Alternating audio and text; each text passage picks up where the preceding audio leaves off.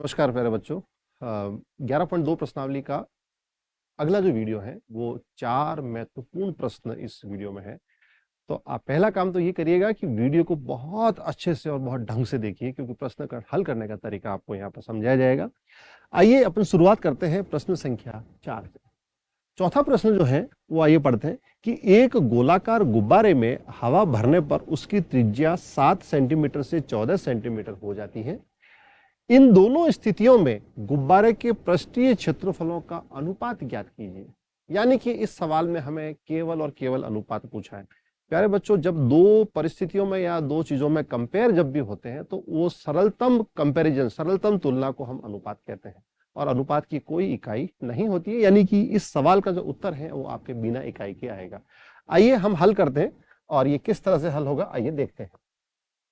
यहां पर पहले हम देखें कि प्रश्न में जो जरूरत है वो जरूरत है दोनों स्थितियों के पृष्ठीय क्षेत्रफलों की। तो हम ये मान के चलते हैं कि पृष्ठीय क्षेत्रफल S1, यहां पर मैं S1 क्यों लिख रहा हूं, S यानी सरफेस एरिया, इंग्लिश में पृष्ठीय क्षेत्रफल को बोलते हैं सरफेस एरिया। S1 यानी कि ये प्रारंभिक पृष्ठीय क्षेत्रफल है, और फुलाने के बाद वाला यानी जो अंतिम पृष्ठीय क्षेत्रफल है उसको मैं S2 ले रहा हूं। ये अंतिम पृष्ठीय क्षेत्रफल है, अंतिम स्थिति वाला। आपने हवा भरी और फूल के जो पोजीशन मिली है वो S2 ले रहा हूं मैं, अंतिम स्थिति का पृष्ठीय क्षेत्रफल। प्यारे बच्चों, जब गुब्बारे में हवा भरते हैं तो उसकी त्रिज्या, यानी गुब्बारा फूलता है तो त्रिज्या में बदलाव होता है। तो R1 यानी प्रारंभिक स्थिति की त्रिज्या आपको सवाल में स्पष्ट दे रखा है 7 सेंटीमीटर, और R2 यानी कि फुलाने के बाद अंतिम स्थिति की त्रिज्या जो है वो आपको दे रखी है 14 सेंटीमीटर। ठीक है, और हमें इन दोनों का अनुपात निकालना है। किसका? हमें पृष्ठीय क्षेत्रफलों का अनुपात निकालना है। यानी कि हमें जो ज्ञात करना है वो चीज है S1 अनुपात S2। S1 इसका अनुपात निकालना है S2 के साथ।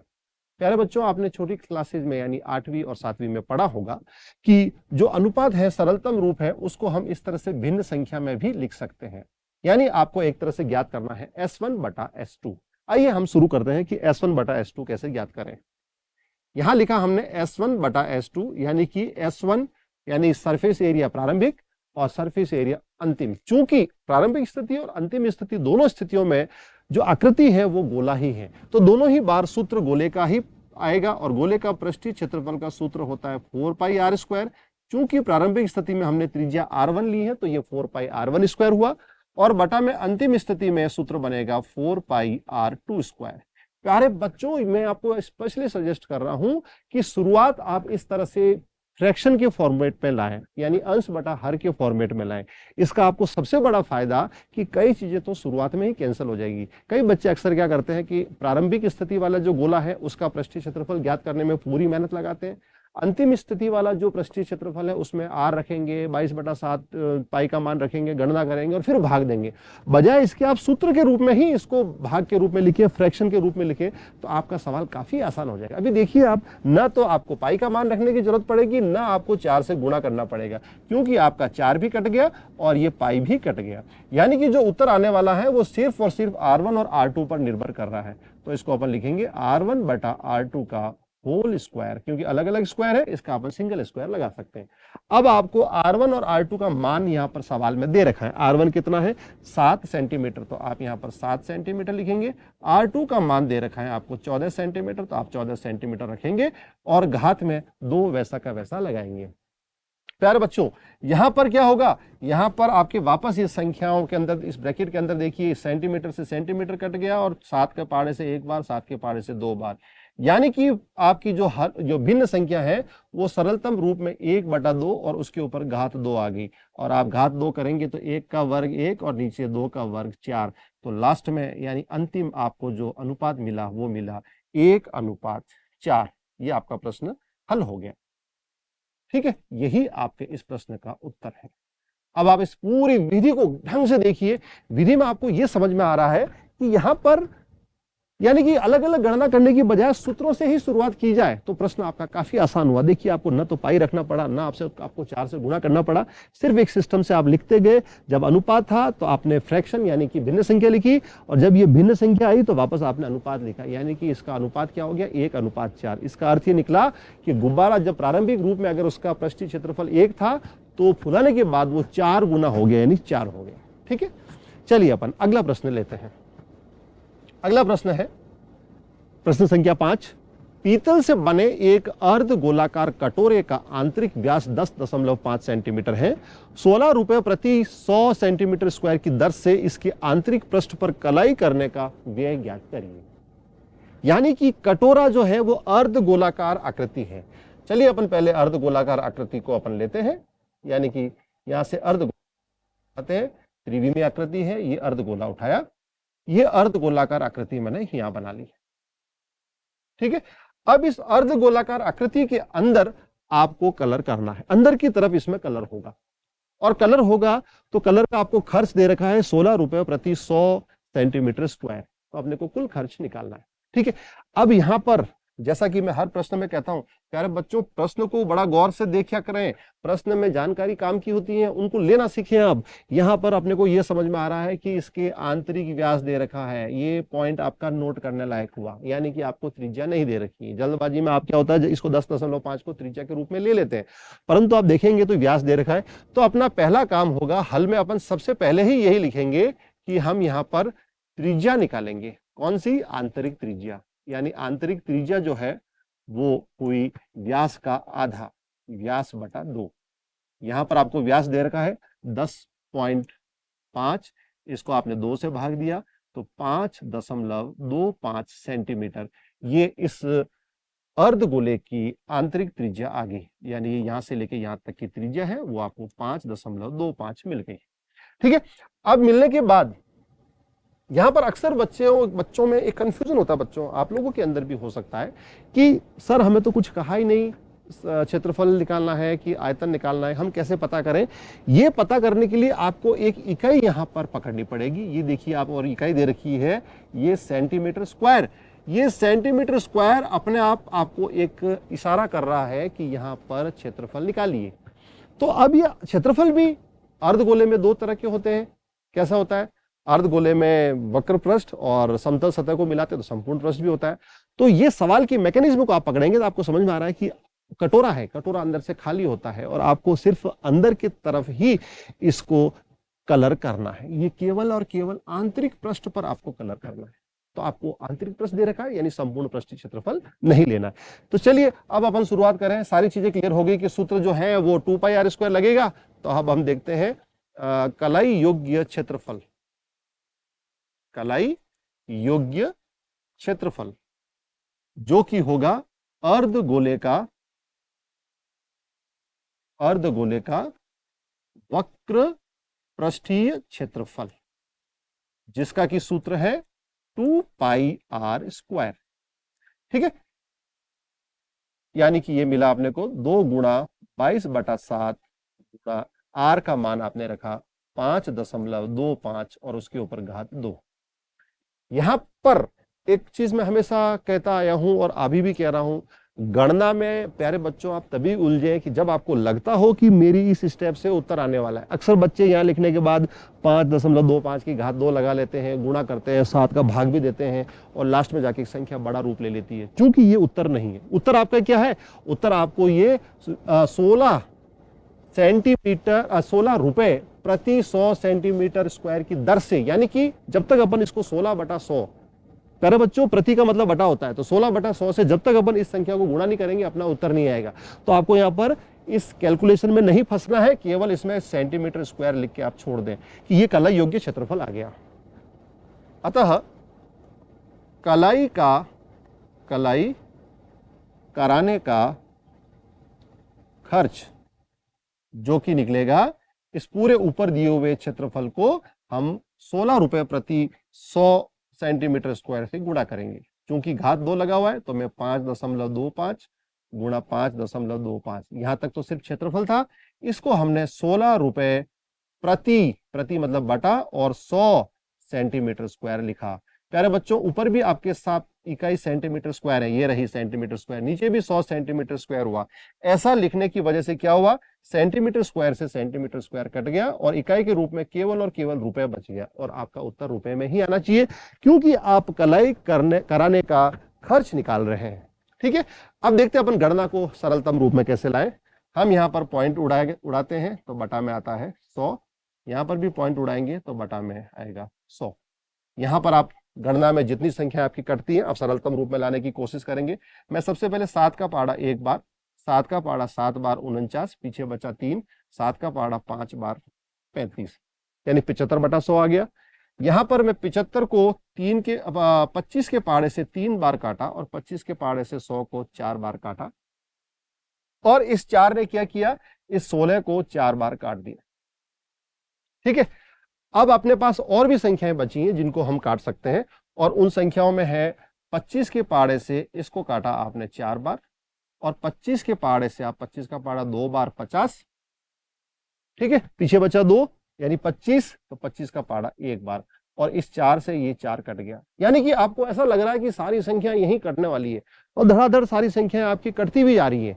अब संख्याएं कटने के बाद आपके पास अंतिम रूप में क्या बचा, आप देखिए अंतिम रूप में आपके पास अंश में बची हुई संख्या है 2 गुणा 22 यानी 44, साथ में गुणा में देखिए यहां बचा है 3 और यहां बचा है 21, बाकी अंश में कुछ भी नहीं बचा, और 3 और 21 का गुणा 63, और बटा में प्यारे बच्चों आप देख सकते हैं केवल और केवल 100 बचा हुआ है। ठीक है, यानी कि अब हमें 63 और 44 को गुणा करना है। चलिए गुणा करते हैं, क्या होगा, 12 हासिल का 1 24 और 1 25, यानी कि वापस ये 2 5 2, और आप लिखेंगे तो कितना आएगा 2772, यानी कि अंश में हो गया 2772 और बटा में है 100। प्यारे बच्चों 100 की वजह से दो संख्याओं के बाद आप दशमलव लगाएंगे तो उत्तर आ गया 27.72 रुपए, और यही आपके इस प्रश्न का उत्तर हो गया। यानी कलाई करने का जो कुल खर्च है वो लगभग 27 रुपए और 72 पैसे ऊपर। ठीक है, समझ में आया। एक चीज आप याद भी रखेंगे, इस प्रश्न से आपने ये भी सीख ली कि जिस स्टेप में उत्तर नहीं आता है वहां पूरी गणना नहीं करनी है, क्योंकि हो सकता है वो संख्या आगे कट रही थी, देखो कट भी रही थी, मगर मान लो आप 5.25 का वर्ग करते तो संख्या बड़ी आ जाती और उनको काटने में आपको और समय लगता। बजाय इसके हमने गुणा के रूप में लिखा तो सारी संख्या इस स्टेप में आराम से कट गई और लास्ट में हमारा उत्तर 27 रुपए और 72 पैसे बड़े आराम से आ गए। ठीक है, चलते हम अगले प्रश्न की तरफ। इसी प्रश्नावली आपके 11.2 का हम प्रश्न संख्या 7 लेते हैं।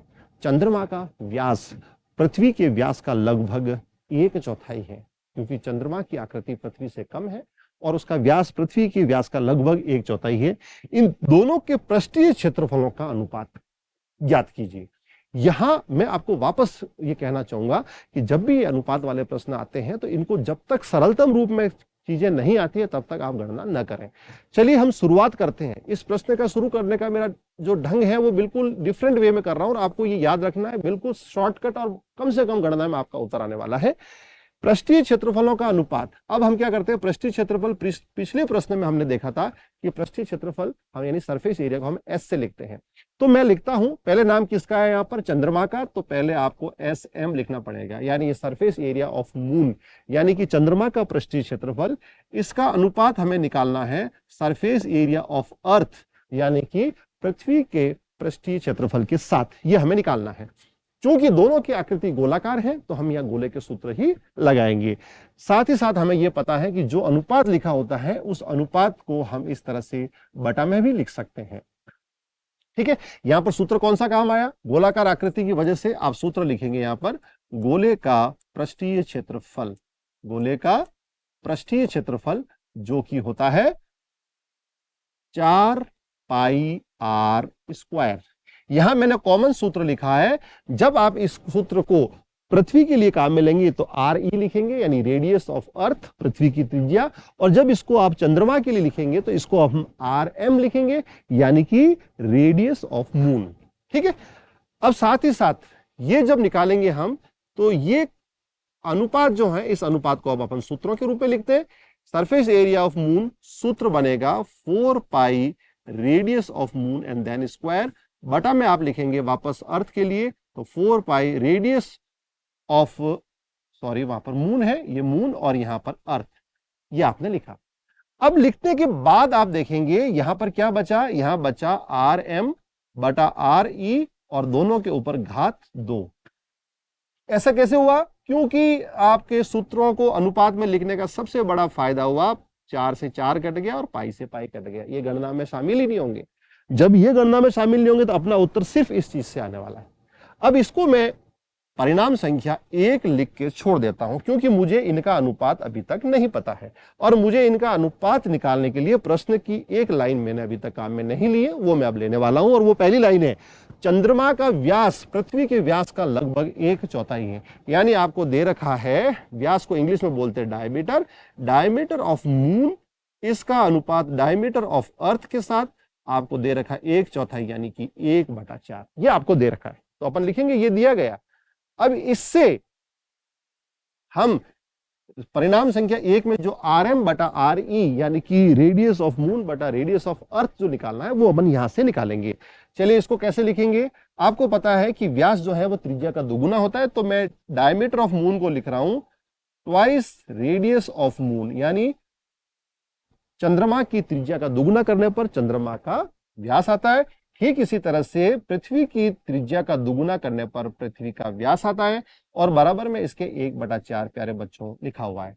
ऐसा लिखने का फायदा क्या हुआ? जो परिणाम संख्या में आपको अनुपात चाहिए था वो अनुपात आपको मिल गया। क्या मिल गया? वो अनुपात मिला है 1/4, यानी यहां से आपको मिला आर एम बटा आर ई का मान 1/4। ये हो गया परिणाम संख्या 2। ठीक है, अब इस परिणाम संख्या 2 को हम परिणाम संख्या 1 में रखेंगे और हमारा उत्तर हमारे पास में होगा। तो अब अपन लिखेंगे परिणाम 2 को 1 में प्रतिस्थापित करने पर,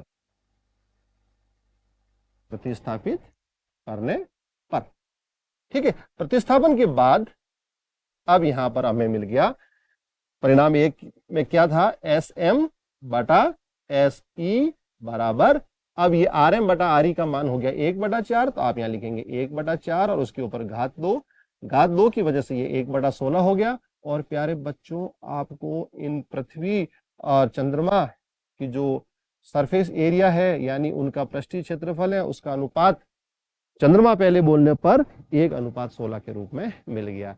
यानी कि पृथ्वी का जो सतह है, गोलाकार पृष्ठ है, वो चंद्रमा का लगभग 16 गुना है और यही आपका उत्तर हो गया। सवाल की सबसे खास बात यहां पर संख्यात्मक रूप से आपको कोई भी मान नहीं दे रखा है, सिर्फ तुलनात्मक रूप से इस प्रश्न को हमें हल करना था और अंत में आपका उत्तर आ गया 1/16। बच्चों ध्यान रखें, जिस ऑर्डर में, जिस क्रम में आपको सवाल दे रखा है उस क्रम को आप डिस्टर्ब नहीं करें। प्रश्न में चंद्रमा पहले दिया तो मैंने चंद्रमा की हर एक चीज अंश में लिखता गया और हर में हमेशा पृथ्वी आता गया और इस तरह से आपका उत्तर आ गया 1/16। चले एक और प्रश्न लिया जाए, इसी प्रश्नावली का अंतिम प्रश्न इस वीडियो के लिए। बाकी किताब में कुछ प्रश्न और हैं जो आप स्वयं हल करेंगे, क्योंकि गणित है बेटा, अभ्यास का विषय है। आप खुद अभ्यास नहीं करेंगे तब तक आपको दिक्कत आएंगी। चलिए हम प्रश्न संख्या 8 लेते हैं, पढ़िए। एक अर्ध गोलाकार कटोरा 0.25 सेंटीमीटर मोटी स्टील से बना है। इस कटोरे का आंतरिक त्रिज्या 5 सेंटीमीटर है। कटोरे का बाहरी वक्र पृष्ठ ज्ञात कीजिए। यानी कि सवाल की भाषा पढ़ते पढ़ते ही हमें समझ में आया कि क्षेत्रफल तो बाहरी निकालना है परंतु त्रिज्या आंतरिक दे रखी है। तो आंतरिक त्रिज्या के अंदर जब मोटाई जुड़ती है तब जाके बाहरी त्रिज्या आती है और मोटाई आपको दे रखी है, आंतरिक त्रिज्या आपको दे रखी है, तो दोनों को आप जोड़ेंगे तो जोड़ते ही आपको बाहरी त्रिज्या मिल जाएंगी। कैसे? जैसे ये देखिए, आपका अर्ध गोलाकार लिया मैंने, यहां पर लैंग्वेज के हिसाब से आपको ये समझा देता हूं कि इसका अर्थ क्या निकला। जैसे ये कटोरा मैंने लिया है, अब आप इसके बीच में देखिए कि ये इन दोनों के बीच में ये मोटाई को डिनोट कर रही है, ये इनके बीच में ये मोटाई है। ठीक है, कुछ प्रतीकात्मक रूप से मैं बना रहा हूं। ये मोटाई आपको दे रखी है और प्यारे बच्चों ये होती है आंतरिक त्रिज्या। तो यहां से यहां तक ये आंतरिक त्रिज्या और ये मोटाई दोनों को जोड़ोगे तब आपको बाहरी त्रिज्या मिलेगी। ठीक है, चलिए हम लिखते हैं इस प्रश्न का हल। यहां पर सबसे पहले आपको दे रखा है आंतरिक त्रिज्या, जिसका की मान दे रखा है 5 सेंटीमीटर। साथ ही आपको मोटाई भी दे रखी है, मोटाई है 0.25 सेंटीमीटर। तो आप लिखेंगे अतः बाहरी त्रिज्या। बाहरी त्रिज्या क्यों निकाली? क्योंकि हमें जो पृष्ठीय क्षेत्रफल निकालना है वो भी बाहरी है, तो इन दोनों को हम जोड़ देंगे। तो जोड़ते ही 5.25 सेंटीमीटर आ गया, ये बाहरी त्रिज्या होगी। अतः जो प्रश्न में पूछा है, यानी कटोरे का बाहरी वक्र पृष्ठ, कटोरे का बाहरी वक्र पृष्ठीय क्षेत्रफल, जिसका कि सूत्र क्या होगा? देखो कटोरा अर्धगोला है, अर्धगोले में 2 सूत्र है, परंतु आपको वक्र पृष्ठीय कहा है। 2 फलक थे, वक्र और एक समतल। समतल यानी नीचे का वृत्त, तो नीचे का वृत्त शामिल नहीं करना है, तो सूत्र काम में आएगा 2πr²।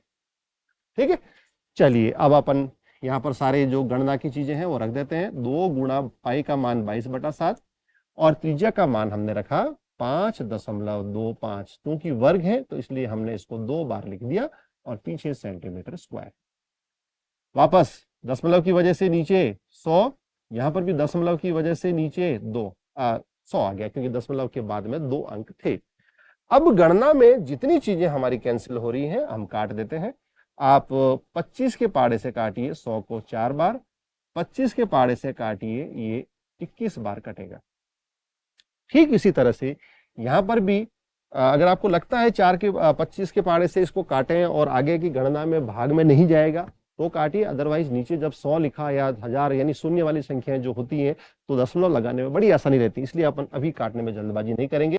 मैं 7 के पाड़े से 1 बार और 7 के पाड़े से 21 को काटा मैंने 3 बार।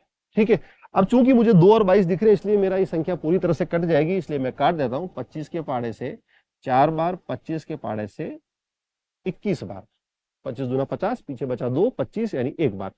अब आपके पास जो संख्याएं हैं वो नीचे संख्याएं क्या क्या बची हुई है, यहां देखिए 4 के पाड़े से 1 बार और इधर 4 का 11। समझ गए, मैं 4 के 2 टुकड़े किए, 2 गुणा 2 और दोनों तरफ 1-1 बांट दिया। अब आपके पास जो संख्याएं बची हुई है अंतिम रूप में वो है 11 गुणा 3 गुणा 21 और बटा में 4। ठीक है, मैं मना कर रहा था कि यहाँ पर 100 जिंदा रखें, परंतु कोई बात नहीं, हमने 100 को काट दिया। प्यारे बच्चों, ये 100 रहता तो दशमलव में थोड़ी आसानी रहती, तो कोई बात नहीं, हम यहाँ पर भी गुणा कर लेंगे। तो ये कितना आया? 33 गुणा 21 और बटा में कितना? 4। चलिए हम गुणा करें। 33 को जब आप 21 से गुणा करेंगे तो 21 का पाड़ा 3 बार 63 और पीछे हासिल का बचा 6। 21 का पाड़ा 3 बार 63 और 63 और 6 69, यानी ये आ गया 693 यानी 693 और बटा में 4। अब आप 4 के पाड़े से भाग दीजिए, 4 का पाड़ा 1 बार, ठीक है, पीछे बचा 2 29, 4 का पाड़ा 7 बार 28, पीछे बचा 1 13, 4 का पाड़ा 3 बार 12, पीछे बचा 1, तो 1 की वजह से आपने लगाया दशमलव, 4 का पाड़ा दशमलव लगाते ही वो 1 बन गया 10, 10 में आपने 4 का पाड़ा 2 बार बोला 8 और पीछे बचा 5, यानी 173.25 सेंटीमीटर स्क्वायर। ये प्यारे बच्चों आपके इस प्रश्न का उत्तर आ गया, यानी कि इस अर्ध गोलाकार जो कटोरा है इसके बाहरी वक्र पृष्ठ का जो क्षेत्रफल है वो 173.25 सेंटीमीटर आ गए।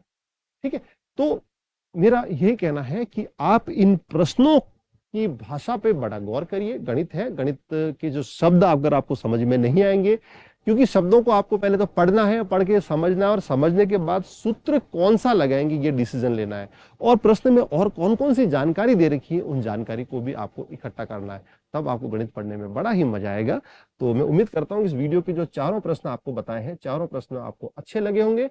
तो एक बार वीडियो को पूरा आप ढंग से देख के इन प्रश्नों को स्वयं हल करने की कोशिश करें। तब तक के लिए नमस्कार।